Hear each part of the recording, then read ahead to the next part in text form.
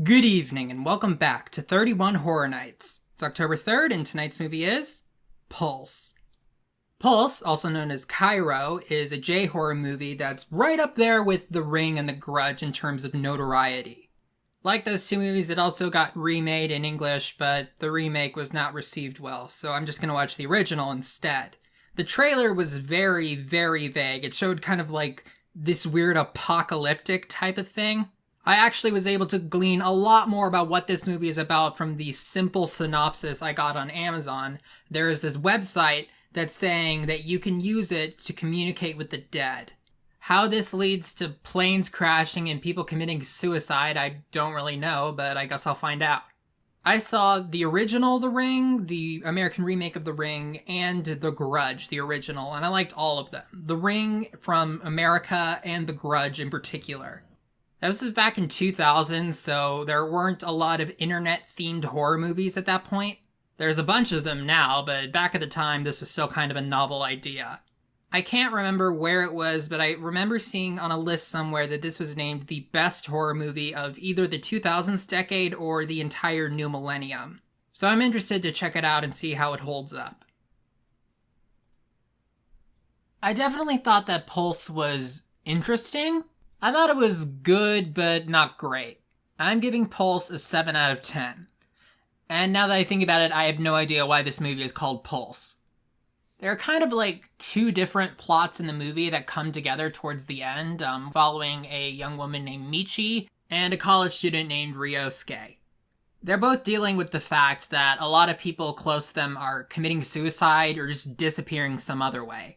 It's a bit like Birdbox, except nobody has any idea what's going on or how to fight back. This horror movie does not operate like the average horror movie. There isn't really much in the way of big or loud or terrifying. It's all very slow and quiet and creeping. There was not one single jump scare in this movie. One thing I noticed very quickly is the cinematography of this. The way it's shot, it's very voyeuristic. There's something that they keep alluding to is like people are being watched in their houses through their computers, so, like it is now.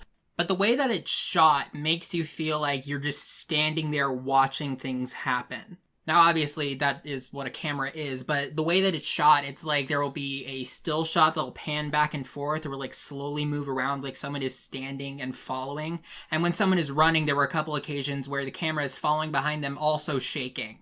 This is a trick that horror movies use a lot. The cinematography makes the audience feel like they're seeing something that they shouldn't, which makes them more uncomfortable. And this might be the most prominent use of that trick I've seen in a movie. Pulse was put together very well. It accomplishes what it sets out to do in creating a very creepy atmosphere, but it's not exactly the most exciting movie. It is scary, but also in a very, implied way, like sort of a fear of the unknown kind of thing. My favorite types of horror movies are ones that do something really creative and interesting with the plot and the scares, or ones that have really good characters and that have good story arcs that you want to see survive. This movie doesn't really have either of these things. It tackles themes that are scary in the fact that they're actually very real. Like the existential dread and depression described in this movie is a lot more real than ghosts or werewolves or vampires or things like that. And when you lean on that entirely, you end up with a movie that's very well made, but also kind of depressing. Though I guess it does have a happy ending, but not really. I would recommend The Ring and The Grudge over Pulse. I think that Pulse is very good for what it is, but it's not great the way that those movies are. And now let's talk about some spoilers. Pulse is a bit like the Of the Dead series, where it's this worldwide apocalypse, and you don't really know exactly what's the cause of it. Someone does give a hypothesis. And actually, I'm pretty sure that the one that they give in Pulse is the same as the one they gave in the Of the Dead series. Like, the afterlife is too crowded and people can't leave this realm. But instead of coming back as zombies, they come back as these weird, blurry ghosts that make people kill themselves. And the suicides in this movie are not, for lack of a better word, cartoony, like they can be in The Happening or Birdbox or stuff like that. In this movie, the suicides are a lot darker. What the main characters are fighting against is not fear, really, it's more despair. everyone around them is gone, and if they give in to that sadness, they'll disappear and become one of the ghosts. Or maybe they would rather kill themselves than become one of the ghosts, because it's implied that the ghosts aren't really dead, they're just suffering alone for all of eternity. The movie makes all of this kind of vague and up to interpretation, which I guess is fair. That being said, one thing I did notice in this movie that did annoy me a little bit is that people really only succumb or get attacked by these ghosts when they're alone. So why do these characters constantly feel the need to go off alone to places? At the end of the movie, it's just these two characters, and every time one of them goes off on their own, something bad happens, so I don't know why they keep doing it.